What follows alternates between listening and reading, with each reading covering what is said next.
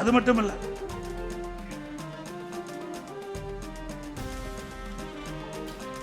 இன்னைக்கு திராவிட முன்னேற்ற கழகம் ஆட்சிக்கு வந்த பிறகு விலைவாசி விண்ணை முட்டுகின்ற அளவுக்கு உயர்ந்துட்டு, அதை பத்தி கவலை இல்லை.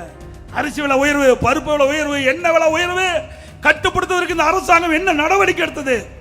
இதே அனைத்து இந்திய அண்ணா திராவிட முன்னேற்ற கழகம் ஆட்சிக்கின்ற பொழுது, நான் முதலமைச்சராக பதவியில் இருக்கின்ற பொழுது, இப்படி உணவுப் பொருட்கள் விலை ஏறுகின்ற பொழுது, உணவு அந்த விலை ஏற்றத்தை தடுப்பதற்கு விலை கட்டுப்பாட்டு நிதியம் என்று ஒரு நிதியை ஒதுக்கினேன். 100 கோடி ஒதுக்கி, எந்த உணவுப் பொருள் விலை ஏறுது, புளி விலை ஏறுதா, உடனே எந்த மாவட்டத்தில் எந்த மாநிலத்தில் புளி விலை குறைவாக இருக்குது அங்கே கொள்முதல் செஞ்சு தமிழ்நாட்டில் விலை ஏறாமல் பார்த்துக்கிட்டோம்.